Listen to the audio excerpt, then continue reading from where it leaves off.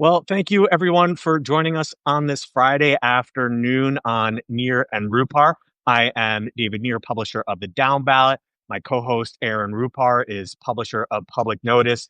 And this week we're extremely excited to be joined by fellow Substacker Dan Shafer of the Recombobulation Area, a fantastic newsletter with a bit of a mouthful of a name devoted to Wisconsin politics. You can find the Recombobulation Area on the Substack app. It's also the Recombobulation Area.news. And Dan, we are so thrilled to have you on because I'm not sure if there's any swing state that is swingier than Wisconsin. You guys always have the craziest, wildest, and closest elections. So thank you so much for coming on Near and Rupart today. Yeah, thanks so much for having me. And yeah, we do have a rather discombobulating politics in the state of Wisconsin. So we all need a place to come recombobulate. That's hopefully what I can bring a little bit of at the Recombobulation Area. I mean, I love that. And also, that's not a name that anyone is going to mix up with any other site. That's right. It is a Milwaukee specific thing. It is named after the famous post security spot in the Milwaukee airport. They have signs up that say the Recombobulation Area, where you get your things back together after you go through security. And it is a only in Milwaukee place. So I always loved the word. I always loved that it was only in Milwaukee thing. And so it took the name for it for my political blog once I got it started a few years back. I had been wondering, and that's a fantastic explanation. So let's dive right in. You've got a ton of elections on the calendar in Wisconsin coming up next year throughout the calendar, not just in November. But the one that is probably at the top of everyone's mind in Wisconsin, and I'm sure elsewhere too, is the race for governor. Democrat Tony Evers has served 2 terms ever since he ousted Scott Walker in an extraordinary upset in 2018. And he's allowed to run for a 3rd term. A lot of states limit their governors to running for just 2 consecutive terms. Evers could conceivably run for a 3rd term. He said he would decide around now. But you wrote a piece with a really thoughtful argument recently suggesting that he ought to step aside. And so I would love to hear about your thoughts on that, because we're in this moment where a lot of folks in the Democratic Party are really eager to see a new generation of leadership arise. Yeah, you're right. So basically, just to give you a little more of the context on kind of the decision that the governor is making here, he said that he would make his decision after the state budget process was completed. Well, he signed the state budget into law on late in the night last week, Thursday, and so now the decision is looming over state politics, and we don't know yet which direction the governor is going to go. But like you said, I made an argument recently at the Recombobulation Area that Evers should pass the torch and not seek a 3rd term in office. Evers is 73 now. He'll be 75 in November of 2026 when he would be on the ballot if he is running for re-election. And I think, given everything that has happened with Joe Biden last year in national politics, and I think just a larger issue that Democrats have faced in their inability to pass the torch when the time is right. I mean, I don't know how many more examples we need of this in recent memory in our politics. And so I think the Democratic bench in Wisconsin is a pretty strong one. And I think now would be the right time for Evers to pass the torch to a next generation of leaders. And like you said, I think there is a real appetite out there among Democratic voters to really pass the torch to the next generation of leaders. And I think addressing that in Wisconsin by Evers passing the torch would be a really symbolic way to do that, because like you said, what happens in Wisconsin can really reverberate nationally in our politics. So if Evers, in his mid-70s decides not to run for a 3rd term in office, I think that could be a sign to Democrats around the country that it's time to take this generational shift moment a little bit more seriously. And the example that I used to really drive this point home was the example of Herb Kohl, former senator, the late Herb Kohl, longtime senator in the state of Wisconsin. In May of 2011, he announced that he would be stepping aside. He would not be running for another 6-year term. He was 76 at the time, and that was coming right off of the 2010 midterms where Democrats got shellacked. So there was no guarantee that a Democrat would be able to hold that seat.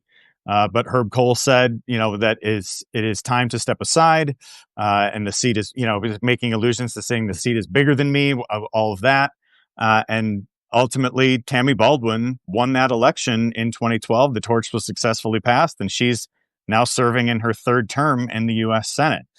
So I think, does Tony Evers want his legacy to be like that of Herb Kohl, who successfully passed the torch and got to spend his golden years leading the Bucks Milwaukee Bucks championship parade through the city of Milwaukee in 2021 as the former owner of the team, or do you want your golden years spent perhaps answering questions about whether you were too old to be in office and Yeah. all the questions that came with that? So that's really, kind of the larger argument that I made in that piece. There's a lot of other connected things about like kind of looking at the dynamics of 2026 and all that may entail. But I think, grappling with what happened with Joe Biden, recognizing this generational shift moment, and just recognizing that he could have a pretty strong legacy as a two-term governor who defeated Scott Walker and passed the torch at the right time. I think that would really speak volumes in Wisconsin. Yeah, I just want to jump in and say, Dan, it's a really tremendous piece. It's almost kind of like magazine length. You really lay it out. I mean, from not only the arguments surrounding Joe Biden, and you kind of get deep into, not just kind of the superficial aspects of, Biden old, we all understood that, but, how it really hurt the party, and how, one of the arguments that you made in there that really sticks with me is that, had Biden not ultimately stepped aside for Kamala Harris, I mean, that could have been it for Tammy Baldwin, given Yeah. how narrow the margin Right. was last year. And so I think that's kind of I think there's kind of a tendency, and you bring up some of the discourse surrounding Biden that we see now on the internet, and there is kind of this reassessment from some of his defenders that because Kamala Harris lost, maybe had he stayed in, could he have won ultimately? But I think, there's not enough attention maybe paid to the flip side of that argument, which is had he stayed in, it could have been an even worse disaster, which would have led to an even worse margin in the Senate. Baldwin's seat kind of chief among them as ones that could have gone Republican, and in the House as well. But I wanted to ask, as a Minnesotan, I keep kind of an eye on Wisconsin politics, but, the times that I've encountered Tony Evers, whether it's in work that I do clipping, you also mentioned in your piece his brief remarks at the DNC last year. I think he had a flub. You kind of cite that as an example of him not being an especially charismatic politician. But, what is kind of the secret sauce for him where he's been so successful? You mentioned defeating Scott Walker and, now considering a third term. For people like me who are just kind of tuning in and seeing sort of the optics of Tony Evers, what are we missing? Yeah, so I think another point that I made in the piece is that my issue with Evers is not really an ideological or policy-based disagreement in large part. I mean, there are certain things here and there that I might disagree with him on, but I think he's been a good governor for two terms, and I think he's, really been able to, kind of keep some of the rural voters that have been drifting away from Democrats, keeping them within the Democratic coalition in Wisconsin, while really expanding margins in Dane County. And I think, he lost some ground in Milwaukee in particular, going from 2018 to 2022. But overall, he won by a larger margin in his reelection than he did when he defeated Scott Walker. And so I think he's been more of a moderate governor. He's talked about how and he's never been really known as a kind of sparkling orator in any way. He's just kind of this mild-mannered former science teacher who was the state superintendent and is has been a pretty successful governor. But he's been really a success. His success has really come from playing defense a lot in Wisconsin. And I think Ben Wickler said to me in an interview that Tony Evers' veto pen is one of the most important collections of atoms in the country in defense of democracy. And I totally agree with that. He has really held back a lot of the real crazy coming from the right in Wisconsin. And so I think, one of the things that Evers said when he was reelected is that boring wins. He's not a real flashy guy. He really embodies Wisconsin in a lot of ways. And so I just think that has been successful for him. But he's not going to be governor forever, right? And so I think it's just incumbent upon leaders who are of the age that Evers is, and if he were to be reelected, he'd be among like the 2 or 3 oldest governors in the country. He's right now the 7th oldest governor at age of 73, and most of those older than him are term limited. So I think it is, it's you see across the board. I don't know how many more signs that we need that Democrats need to really have serious conversations about passing the torch. So if I'm hearing you right, what needs to happen is that Giannis needs to promise to win a championship and let Tony Evers lead the parade. That's right. Giannis. That's right. We need to have another Bucks championship, and then Tony Evers can lead that parade. You're right. Yeah. So we talked about Tammy Baldwin, who I think by all rights has been a fantastic senator. Who do you see as the next Tammy Baldwins in that generation who could possibly succeed Evers if he were to step aside? Yeah, I think, the Democratic bench in Wisconsin wasn't always particularly strong. Scott Walker getting reelected, whatever, all the kind of wins that Republicans were able to stack up throughout much of the 2010s. But I think Democrats have, under Ben Wickler's leadership for the state party, have really, yes, I'm going to lean into it here, have recombobulated over the past few years. And I think there are a pretty strong group of candidates, a few people who would run for Senate a couple of years ago against Ron Johnson. But I think more broadly, I think you've got a number of Democrats who would jump into the race if the opportunity presented itself. So I think you've got Attorney General Josh Kaul, who has won 2 statewide races. So he's going to be certainly in the mix there. Secretary of State Sarah Godlewski, who ran for Senate a couple of years ago as well. Lieutenant Governor Sarah Rodriguez, who flipped a key suburban area assembly seat a few years ago before she joined Evers as the lieutenant governor for his reelection campaign in 2022. You've got State Senator Kelda Roys, who ran against Evers in 2018, ran a strong race there. She has since been one of the ranking members on the powerful budget committee in the state Senate. Milwaukee County Executive David Crowley is somebody I think is a real rising star in the party. Younger guy, has been able to notch a whole lot of kind of under the radar wins as the county executive in Milwaukee. And then I guess there's also the possibility that Ben Wickler could turn around and run for statewide office. He just finished his term as the WISDEM's chair. And I had heard multiple times in reporting that he is interested in at some point running for statewide office, whether that would be for governor now or perhaps senator in 2028. We don't have a Senate race in Wisconsin during this upcoming midterm here. So we get a little bit of a break from from how these campaign cycles have been lately. But I think, there would be a number of others mentioned too. Milwaukee Mayor Cavalier Johnson made comments to NBC News this week saying that he could be, or his spokesman said that he could be in the mix if Evers decides not to run as well. So I think there is the kind of this next generation of Wisconsin Democrats who are waiting in the wings, for whenever that statewide race opens up. And I think it would be, and I think Democrats largely have avoided primaries to their detriment. I mean, we saw that with the presidential race last year when it was late in the game, and I was fine enough with the process, but I still don't think it was a particularly good one. I think I'd rather have the voters have their say. And as so many people are talking about, we need to figure out what's next for the Democratic Party, all these kind of post 2024 think pieces and whatever. I think it really needs to be the voters who choose our next direction forward. And I might have favorites from that list of candidates. From that I mentioned there as potential candidates for governor. But I think it's going to be how they, run those campaigns and how they connect with voters and how all that takes shape. And I think it needs to be the voters who make their voices clear and what direction the Democratic Party should take in Wisconsin. Because we all know that whatever happens first in Wisconsin, then it goes nationally from there. Yeah. One other thing that jumped out from your piece to me that is actually quite similar, I think, to things here in Minnesota is kind of the sad states of the Republican Party in Wisconsin, where, you have a section devoted to who some of the Republicans might be who would run against the Democrat for the gubernatorial election next year. And one of the first ones you mentioned is Tom Tiffany, which it caused me almost to fall out of my chair because he's the rep. I live kind of in eastern Minnesota here, so if you just drive basically 15 minutes east, you're in Wisconsin. It's a really pretty area over there. There's a little town Osceola that has some really nice little cafes and There's a bowling alley that my kids like, and it's kind of hilly. It's right on the St. Croix River.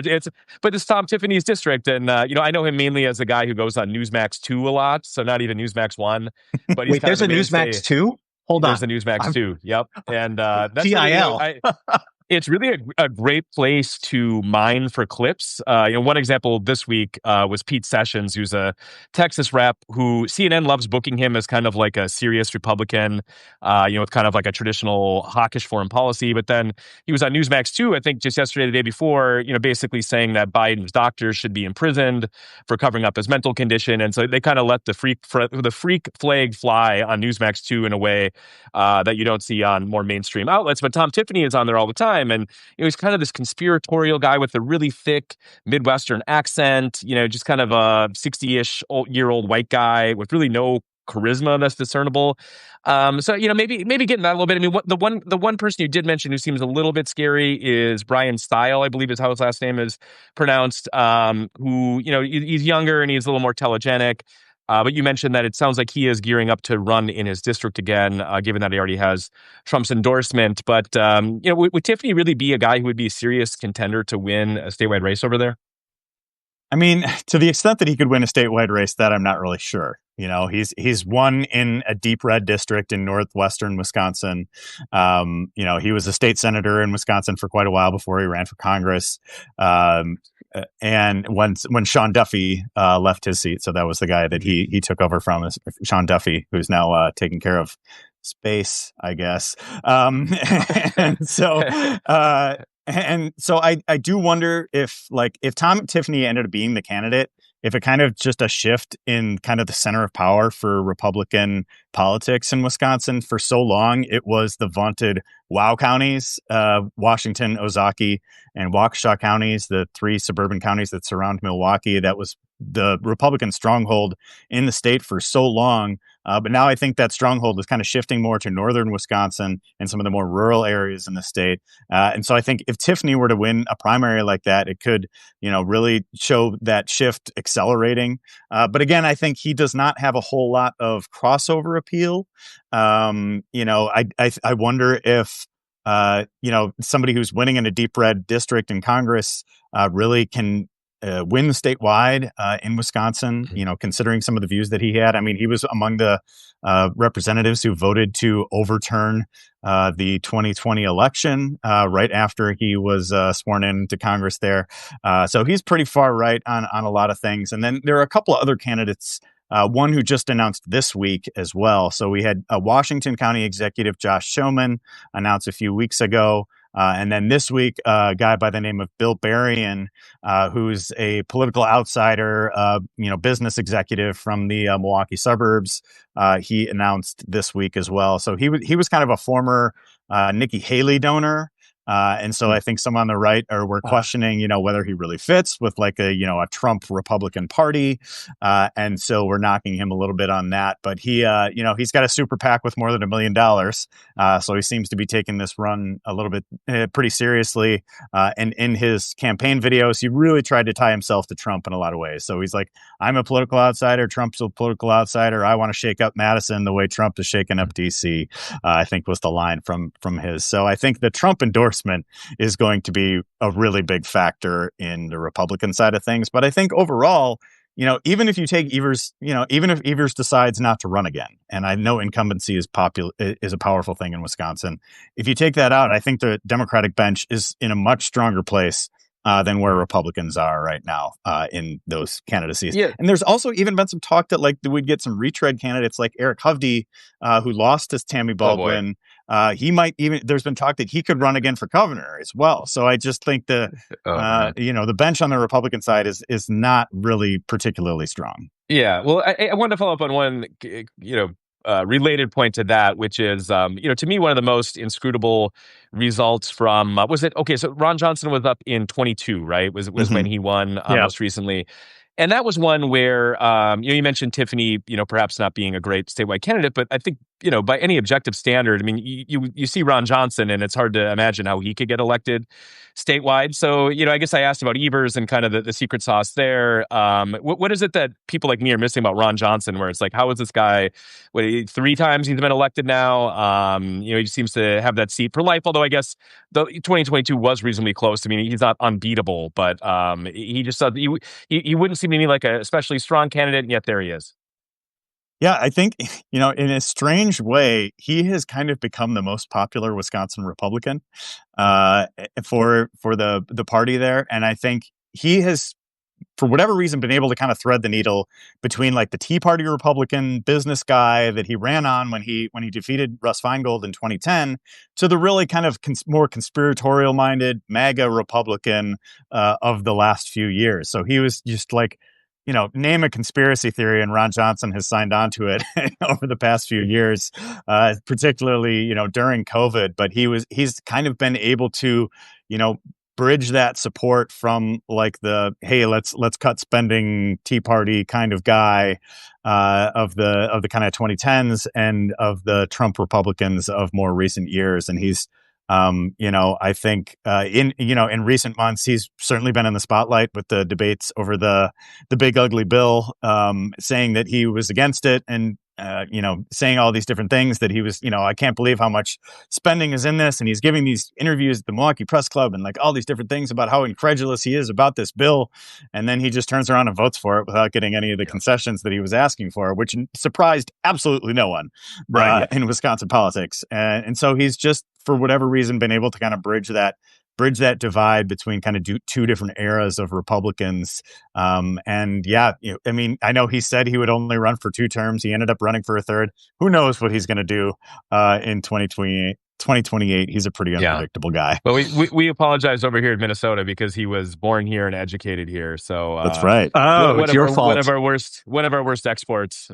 So my apologies to Wisconsin. Although, I want to apologize to Wisconsin while also kind of questioning why you guys keep electing him. So there's plenty to go around there. He has run in like the 3 most advantageous political cycles for Republicans. I mean, 2010, 2016, and 2022. He was able to run in some times that were, better for Republicans than others. So that's and I mean, barely over 50% of the vote in his last 2 elections. That shouldn't be ignored. Well, we are talking Wisconsin politics with Dan Shafer of the recombobulation area. Dan, I want to look ahead to something else in 2027. Last year, for the first time, really in forever, Wisconsin held legislative elections for the state legislature on maps that were not GOP gerrymanders. The old GOP gerrymanders were thrown out by the state Supreme Court, and new maps that were very evenly divided, just like Wisconsin is, were used instead. And Democrats made some really important gains. And it's possible that Democrats could flip one or even both chambers next year. And if they do, and if they hold the governorship, that would give Democrats the holy grail, the so-called trifecta that would, I'm not even sure when the last time Democrats had the trifecta in Wisconsin was. I bet, I'm sure I'm curious to hear. But if they do regain the trifecta, what would you see as some of their top priorities in terms of legislation they'd want to pass come 2027? Yeah, I think it's been since after the 2008 election was the last time there was a Democratic trifecta in Wisconsin. And then when Republicans won that trifecta back, they installed one of the most egregious partisan gerrymanders in the country. And it was until, you're right, last year that we had the first kind of post-gerrymander election. So that was all 99 districts in the Wisconsin State Assembly. Ended up breaking down with 54 Republicans won there, which the first time it was under 60 for, since the gerrymander was installed. And then in the state Senate, only half of the state senators were up under new maps. So with this coming election in 2026 is the first fully post-gerrymander election that we will have in Wisconsin. I think Democrats really like their odds, in particular of flipping the state Senate. They were able to flip 4 seats last year to shrink the margin to 18 to 15. There are 3 districts in the state Senate that have not yet been on the ballot in under the new maps that are districts that were won by both Kamala Harris and Tammy Baldwin in Wisconsin last year. So I think it stands to reason that there is a good chance that Democrats could flip the state Senate. The assembly is going to be a little bit tougher, I think, comparatively, but there is a chance there as well. So if Democrats were able to emerge from 2026 with a trifecta, like you mentioned, I think it would be a couple different things. It would be one, it was just like there's so much low hanging fruit that we'd be able to address in Wisconsin that has just been waiting and not getting addressed at all. Like we're basically the only state in the Midwest that has not yet expanded Medicaid. Yeah. And, you know, all of our neighbors are legalizing marijuana. There's universal background checks for guns. Go down the list of just like all these issues that have like 2/3 to 3/4 support per the like Marquette University Law School poll that have just not even seen a public hearing in the state of Wisconsin, much less come up for a vote on anything.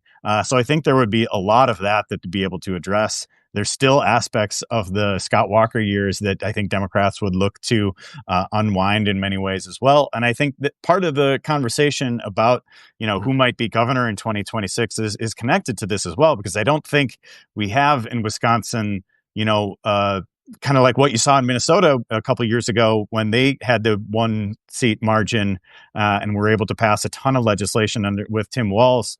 And I don't think Tony Evers has never really been this like big, bold agenda type of politician either. So I think there, is real opportunity for somebody to bring a fresh approach, fresh ideas to what could be a really unique opportunity for Wisconsin Democrats if they were able to win that trifecta.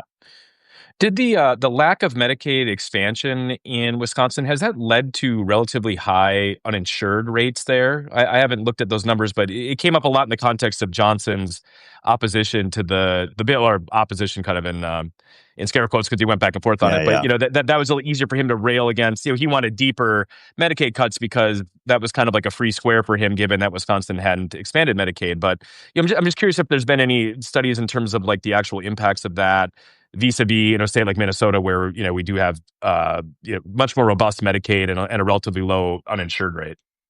Yeah, it's been a problem in Wisconsin, for sure. And not just the uninsured rate and things like that, but just like the missing billions of dollars that would have come to the state otherwise and would have helped the state budget in just a myriad of ways, right? And so like one of the things that happened last week in Wisconsin, with the budget process, they raced to get it passed to, not encounter some of the challenges on hospital reimbursements that could come from the big, beautiful bill. And they more than $1 billion in funding that could go towards Wisconsin hospitals. Well, they've just ignored doing that for Wisconsin hospitals for Medicaid expansion for more than a decade. I mean, we're one of only 10 states that has not yet done that. So, the same logic could certainly apply there. I'm not sure what's happening with the video on my end. Apologies if I'm contributing to that at all. I think there has been a real issue with that, and I think because of the bill, it's I think there was Tammy Baldwin's office put out some sort of numbers. I think it's like somewhere in the neighborhood of 280,000 Wisconsinites who stand to lose their Medicaid coverage because of the bill. So yeah, not great. I think you guys can still hear me here probably, but I tried to reconnect my video. I was kind of flitting around like a character in the Matrix or something there for a minute. So yeah, we were definitely glitching. Yeah. So we are talking with Dan Shafer about Wisconsin politics, and I should have mentioned this earlier. If you have a question for Dan or any of us, you just need to be a paid subscriber to any of our publications, and you can drop your question in the comment box for keeping an eye on those. Dan, before we let you go, there's one other Wisconsin election that I want to talk about, and it feels like we just got done with Aaron, we're still glitching out here. Oh, it looks fine on my end. Am I glitching still? Now I'm sorry for the technical difficulties, folks. Can you hear me? Yes, we can hear you just fine. Okay. I think maybe we'll Keep I'll leave you the off video video off. for a Yeah. moment. All right. But Dan, I want to ask you. We just got done with a massive state Supreme Court election, which was for all the marbles. We saw Elon Musk really eat dirt on that one. $25 million down the drain, massive landslide for the progressive candidate Susan Crawford. And boom, you have another state Supreme Court election coming up again in April. The stakes are a bit different for this one. So lay it all out for us. Yeah, so last year's election with the state Supreme Court actually started a run of 5 consecutive years where we will have a state Supreme Court race on the ballot in the spring election in Wisconsin. So we don't get a whole lot of time off from having everything on the line, razor's edge elections in Wisconsin for, these big important offices. But the person who will Sorry, be Aaron. up next year. Aaron, I think you're still causing Dan to glitch, so I think you might need to. Okay. Yeah. Okay. Sorry, Dan. Go ahead. All good. And so next year, it's a little bit different than we had the year before because it will be one of the conservative justices on the court, Rebecca Bradley. Her 10-year term on the court is ending. Former Democratic Assembly representative and recent circuit court judge, or I forget exactly what court she's been on, Dane County Judge Chris Taylor is the liberal candidate running there. She's already gotten the endorsement of all of the liberal majority members of the Wisconsin Supreme Court. So this is an opportunity for Taylor, if Taylor were to win this seat, would bring it from a 4-3 liberal majority on the court to a 5-2 liberal majority on the court. And Rebecca Bradley, we don't yet know if she's going to be running for re-election in that seat. There's been kind of chatter on both sides of this. I think we'll know a little bit more next week when the requirements for fundraising, the reports are required to come in, see if she's done any fundraising since she was elected in 2016. I had heard that she had basically kind of not done any of it in the meantime, but I think Chris Taylor just today announced that she raised more than $580,000 for her campaign, beating Susan Crawford's record from the same period from a year ago. So she's in a pretty strong position to flip that one. And Bradley, I must say, too, is she is the most far-right extreme member she's fucking of insane. the court. She is off the deep end on a whole number of things. So I think, having any kind of candidate challenge her in these types of, elections, it's a really good chance for Democrats to flip this and to, really expand that majority. And one of the 3 conservative justices on the court, Brian Hagedorn, has sided with liberals on a number of different occasions, most notably in the case to try to overturn the 2020 election. And so it would really be kind of like a 5-1 plus Hagedorn type of majority that liberals could enjoy if they flip that seat as well. Well, we have been talking with Dan Shafer of the Recombobulation Area. You can find him on the Substack app or at therecombobulationarea.news. Dan, this has been a fascinating conversation. I didn't know that there was chatter about Rebecca Bradley possibly bailing, so definitely going to keep a close eye on that one. Impossible not to keep a close eye on Wisconsin at all times. So thank you so much for coming on Near and Rupar to share your insights with us. Yeah, thanks so much for having me. Yeah, thanks, Dan. Great chatting with you. Okay, let me see if this works now. All right. That was very strange. Yeah, it was kind of freaky looking there for a minute. Actually, some good news is that I just today rented an office space nearby, so I will have better internet going forward. Oh, I don't know if this was an internet-related issue. It might have been when I've guested on a couple Substack lives recently. It seems like there's been kind of weird stuff happening on some of these shows. So I don't know if their servers are strained because so many people are doing these shows now, or what's going on. It's because everyone loves Near and Rupar so much. We overloaded them. That's right. Yeah. So, Aaron, I know that you've got to wrap up soon because there is a Trump presser that you've got to. Yeah, I can maybe get because we were gonna talk a little Texas anyway. Obviously just a horrific situation, kind of unfathomable with some of the stories about lives being lost. And so Trump is down there today. He's doing an aerial tour of the damage. And as I'm looking at the monitor here, it's like a who's who. Ted Cruz is on screen right now, and pretty much any House Republican from Texas is also there. Trump is doing kind of a roundtable event, and of course, this is kind of awkward because Ted Cruz specifically inserted language into the reconciliation bill that cut like 150 million from federal government capabilities for beefing up forecasting, and then not only just weather forecasting but conveying information from Right. forecasts to citizens and residents, which is exactly what part of the issue was in this Texas situation. And then you had the local Republicans in Texas who had many opportunities to install warning sirens in the hill country there, because that is a flood prone area, and didn't do it. Some of whom, there was an article I read of a House representative, a state one in Texas, who in the district in the Kerr County area, who voted against statewide system that was actually on the table to install kind of a warning alert statewide, who voted against it, but now is saying in on record interviews that he regrets that vote. So there's a little bit of awkwardness, but it seems like Trump is basically going to surround himself with all the usual kind of sycophantic Republicans for this roundtable. So I don't really anticipate there being tough questions about this, although sometimes they do open it up for press questions, and so I'll be looking for that. It hasn't started yet, but that's one of the reasons I do have to duck out a little bit earlier than normal today. So is Ted Cruz participating by Zoom from the Acropolis? Yeah, no. I mean, I probably shouldn't really laugh, but no, he is there. I saw some reporting today in the timeline of that where the flooding occurred, I believe, the morning of July 4th.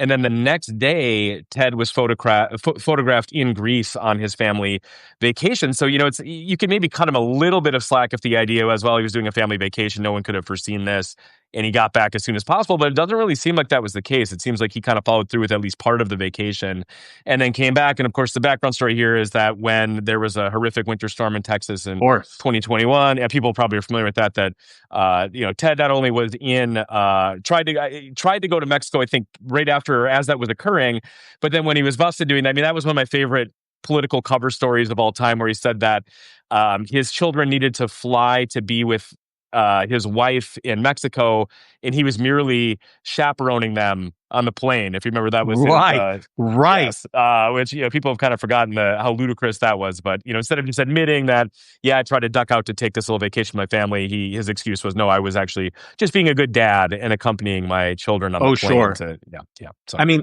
it on one level, it's amazing that he somehow keeps ducking out of the state whenever there is a massive climate related emergency. On the other hand, that's the whole point, that we are now experiencing these kinds of disasters on a more frequent basis, in large part because of the neglect of the problem of climate change that folks like Ted Cruz have spearheaded.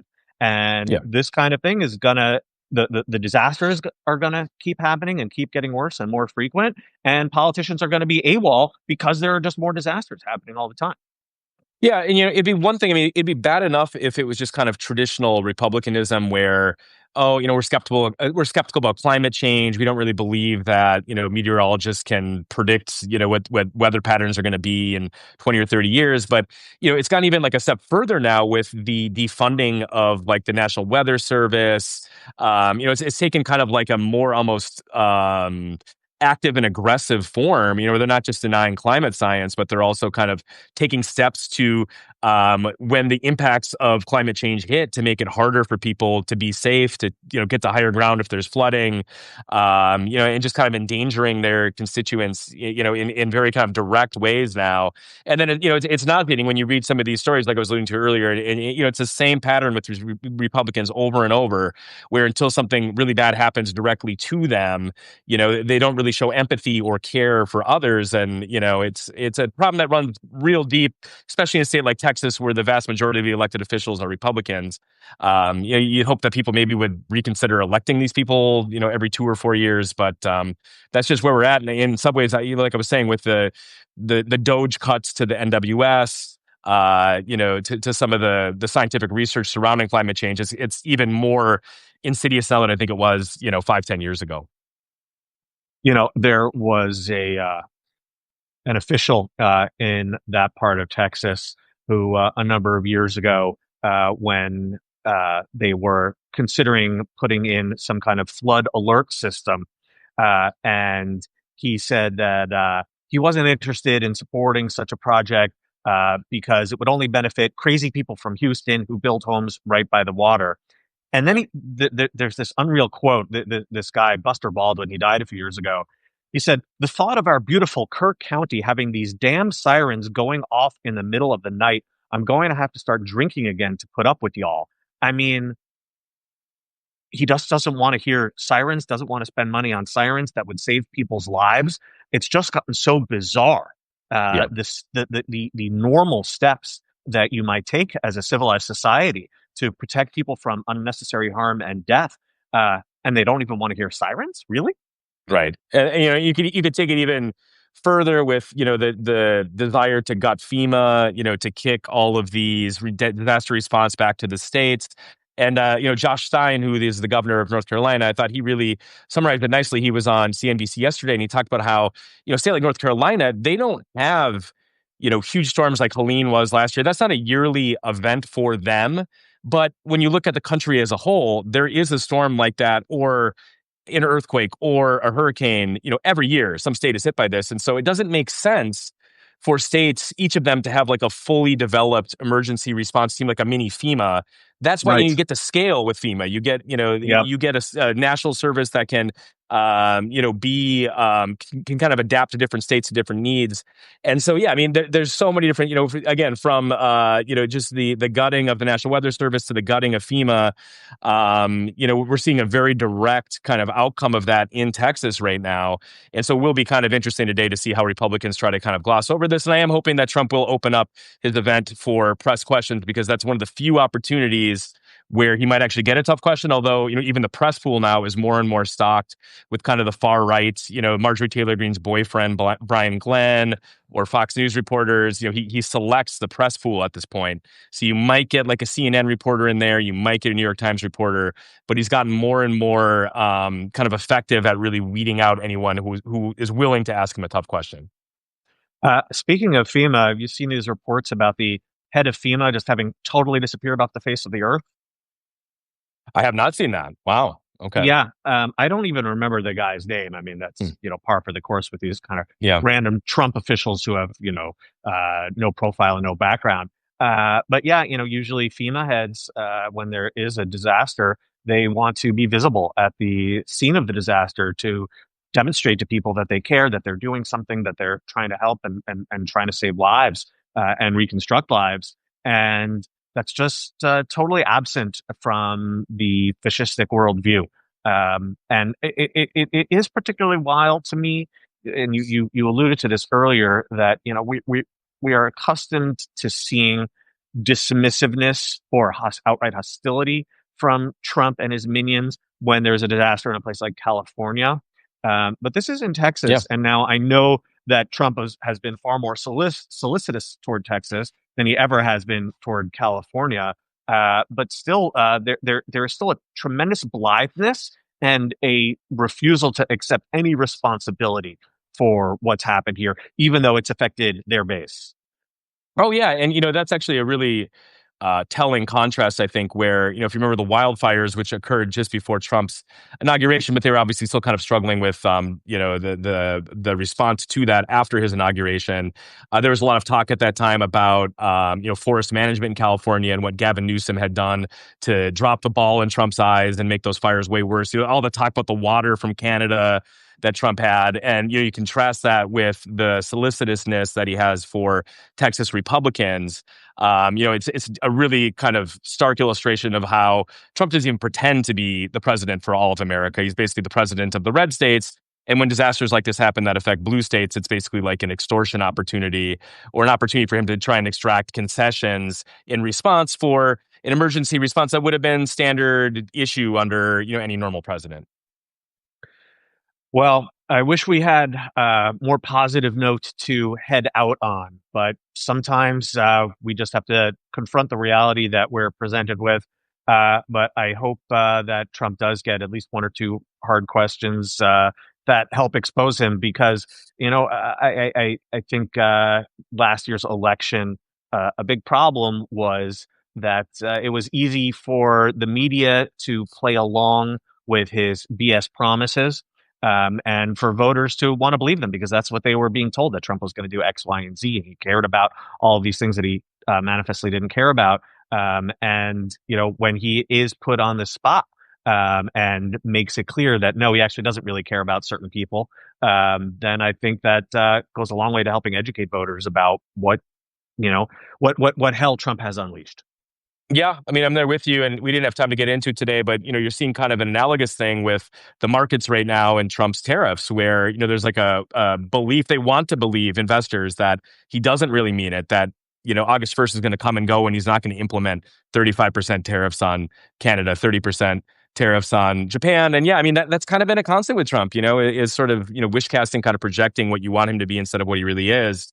And when you see a storm like this in Texas, you see kind of what the outcome of that sort of governance is, and it's not pretty. I mean, the best case for Republicans is to kind of cover up what's actually happening there and suppress information from getting out, rather than really defend their conduct on the merits, or try to do better next time. I mean, we see it after a lot of the rhetoric that you see after mass shootings is kind of what you're seeing in Texas. Yeah, this idea that yeah. we can't politicize this, we need to focus on recovery, and then by the time 3 months from now, the people have kind of forgotten about it, there'll be another disaster where they can say it's too soon to really engage in the substance of what's going on there. So yeah, I mean, I regret this not a happier note to end on today, but I know next week, when correct me if I'm wrong, but you're going to have Joe on again as the guest host, as I am out. So I'm sure you and Joe will have a much more lighthearted and lively banter. Well, I